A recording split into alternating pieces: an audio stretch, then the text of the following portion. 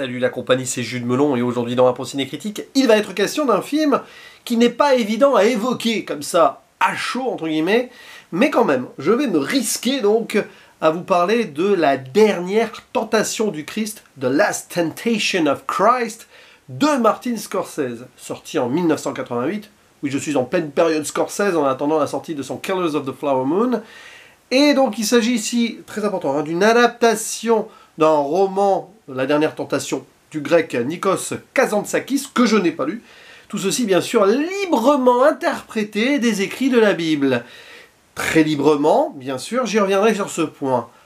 Scénario, je préfère le préciser d'emblée, parce que c'est, à mon avis, primordial, de Paul Schrader. Et vous savez peut-être que ces derniers temps, sur la chaîne, j'ai évoqué Paul Schrader, notamment à travers de discussions en compagnie de l'ami Artopolis sur ses deux derniers longs métrages en tant que réalisateur, mais c'est aussi un scénariste qui a beaucoup travaillé avec Scorsese, Taxi Driver et tout, et ici donc La dernière tentation du Christ.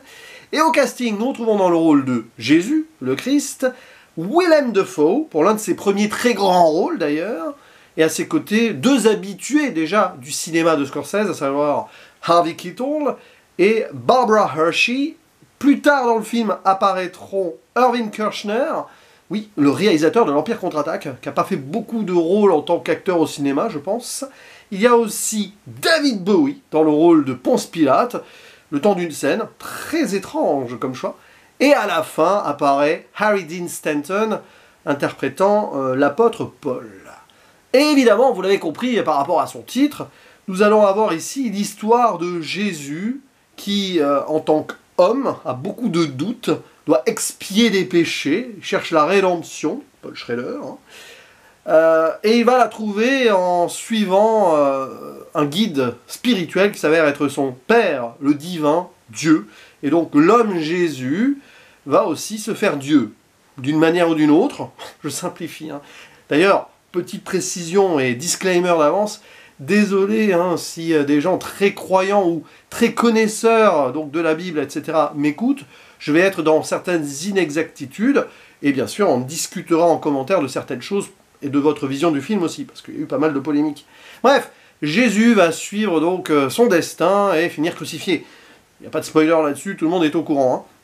Sauf que, évidemment, Paul Schrader et Martin Scorsese vont retoucher certaines choses grâce au roman de base. Alors je ne sais pas du coup à quel point il est fidèle, ce film, au bouquin, mais ce qui est certain, c'est qu'il y a une ambiance qui met Martin Scorsese face à ses propres croyances, et c'est ça qui fait de ce film une pierre angulaire de son cinéma, et qui lui a causé beaucoup de tourments, que ce soit avant, pendant et après.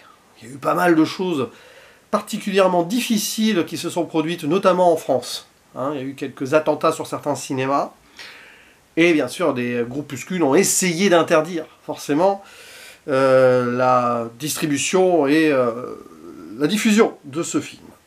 Que personnellement, je redécouvre consciemment. Ça c'est très important à préciser, parce que je l'avais vu vaguement à la télé plus jeune, peut-être sur Arte. J'avais trouvé ça assez étrange, puis là j'y reviens, enfin, et j'avoue que c'est un film qui va me fasciner à un certain moment, malgré le fait que je n'ai pas été totalement convaincu. Je vois ici l'idée. C'est clairement ici l'œuvre d'un auteur, enfin d'un artiste, Scorsese, qui se met lui-même en danger, et qui est à l'image de son personnage principal, Jésus, en plein doute peut-être, et qui va aller au bout de son idée. Lui, l'artiste, souvent on considère un réalisateur, un créateur comme une sorte de divin, à travers ce qu'il va créer en images. Et c'est avant tout l'homme derrière, Scorsese, qui met ici sa croyance, sa fascination pour la religion, ici sur écran, et qui peut-être la questionne d'une certaine manière avant de totalement l'assumer, parce que je pense que ce film n'est pas... Alors, il est peut-être blasphématoire sur certains points, je ne sais pas. Je laisse à chacune et chacun le soin d'en juger par rapport à ses croyances et tout. Mais je trouve qu'à la fin, le message est clair.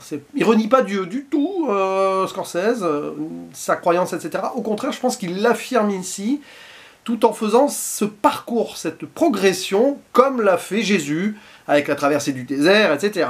Rajoutant des petites choses ici, donc je pense qu'il a été fasciné par le bouquin de base qui, à mon avis, a dû aussi peut-être le déranger au début, et ça l'a fait réfléchir. Je pense qu'ici, il y a une idée philosophique derrière, spirituelle, qui va au-delà de la croyance, mais qui rejoint la croyance au final. Et c'est ce que voulait faire Scorsese d'ailleurs, et dès le début, il est honnête avec ses spectateurs en disant que non, ce n'est pas une adaptation directe de la Bible, c'est une interprétation très personnelle des textes de l'évangile, des évangiles. C'est pas ça, voilà, là-dessus, il ne trompe pas son auditoire. Enfin, du coup, celles et ceux qui regarderont le film.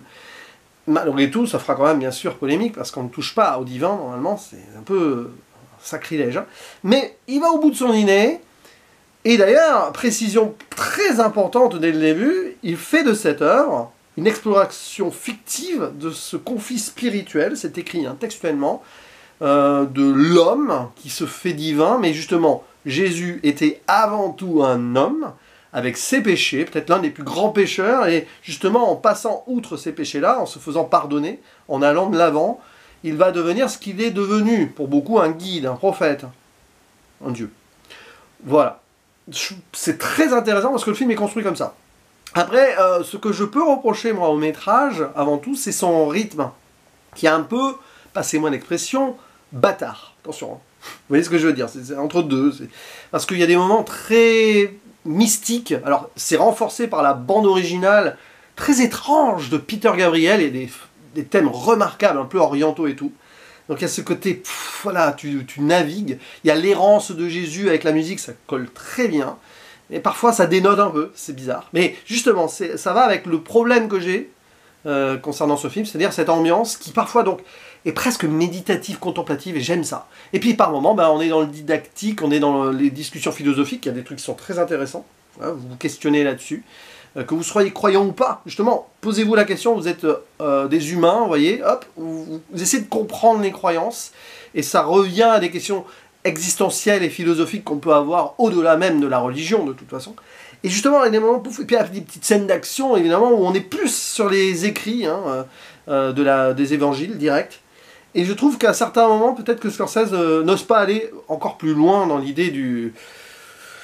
Ouais, de l'errance, j'y reviens, du côté presque sensoriel des choses. C'est un film purement sensoriel. C'est peut-être l'une des œuvres les plus spirituelles, sensorielles de Scorsese, avec Kundun, que j'avais vu il y a 1 ou 2 ans, j'en ai fait une vidéo, que c'est pareil, j'ai apprécié, mais avec Scorsese, tu sens que quand il rentre dans ce délire-là, c'est très profond, mais le problème c'est que il veut trop peut-être... en mettre quand même, alors c'est bizarre, la sensation que j'ai, c'est vrai que je peux comparer ce film-là à Kundun, évidemment, des relations différentes face à diverses croyances, mais on y revient sur la philosophie, le côté spirituel. Donc voilà, après arriver au bout, par contre la fin est absolument folle. Oui, alors j'ai pas spoilé du tout, mais quand même, je vais en dire 2-3 mots vagues. Cette fin alternative qui paraît étrange en le moment. Je pense que beaucoup de chrétiens, s'ils ne l'avaient pas fait avant, ont quitté la salle à ce moment-là. Jésus sur la croix, et puis il se passe quelque chose. Et après, on revient, et ça renforce la foi et la croyance. Selon moi, justement, cette fin montre que Scorsese a peut-être douté, comme tous les hommes, tous les croyants hommes, humains, hein, dans le sens homme avec un grand H, ont forcément douté à un moment de leur foi, c'est obligatoire. Et bien, à la fin, il y a ce qui se passe pour renforcer, pour montrer que Jésus est passé par la même phase, la même tentation, d'où la dernière tentation du Christ. J'y reviendrai un petit peu sur l'aspect tentation, mais voilà. Et alors, c'est évidemment très fort. Une fin même quasi psychédélique sur les derniers plans avant le générique. Je sais pas trop pourquoi, mais pourquoi pas. Très très forte cette fin. Puis il y a des scènes qui m'ont beaucoup marqué dans le film, notamment donc justement la traversée du désert, même si elle est trop rapide. Je pense que ça aurait pu être un peu plus dilaté. C'est là où on serait parti dans un autre délire. Le film fait quand même plus de 2h30. Hein. Mais oui, les premières tentations réelles de Jésus en tant que voix de Dieu, parce qu'il en a eu avant avec Marie-Madeleine, il y a toute cette histoire-là, hein, mais bon, je ne vais pas rentrer dans les détails. Marie-Madeleine, prostituée, Jésus a du désir pour elle, il a du désir pour beaucoup de femmes d'ailleurs. Il a eu une relation avec Marie-Madeleine, mais il a décidé de la quitter et puis d'aller vers Dieu. Hein. Donc oui, le passage dans le désert, les premières tentations avec Satan, qui apparaît sous plusieurs formes, hein, évidemment, le serpent, le lion, le feu, plus tard il reviendra en tant que adolescente, jeune ange, hein, voilà. Ouais, là il y a des trucs très forts, même visuellement, hein, c'est très soigné. Et Willem Dafoe est exceptionnel. Je pense que c'est quand même le grand point positif du film.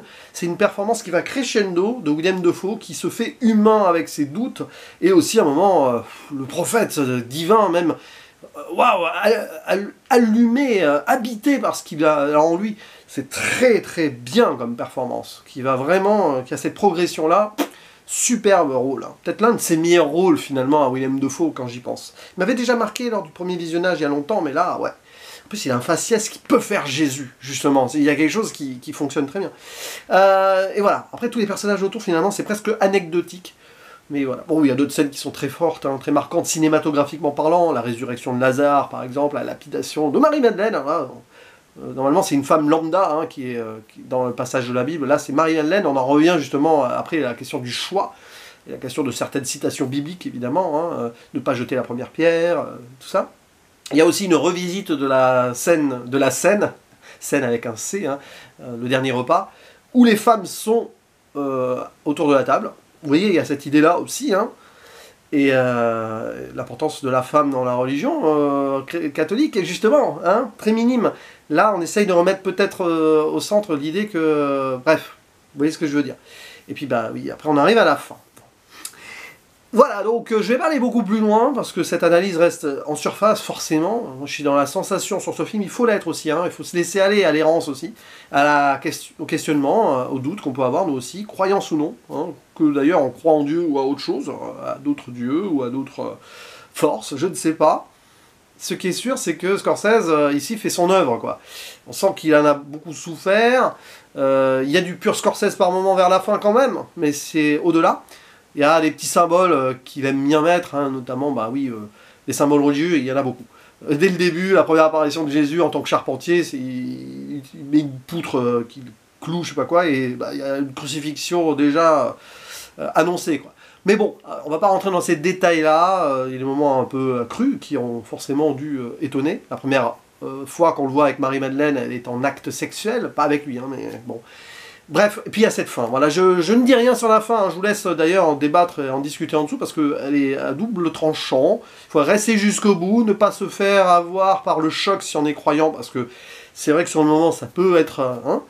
Mais ce qui est sûr, c'est que La Dernière Tentation du Christ, c'est un film qu'il faut évoquer et qui est très important hein, pour comprendre le cinéma de Scorsese aussi. Je pense qu'après cette œuvre, il ne sera plus le même en tant que réalisateur-auteur. Et puis on en revient à Paul Schrader, hein, qui nous fait ici un scénario à la Schrader. Toujours. Et en utilisant Jésus comme figure principale. C'est pas mal quand même.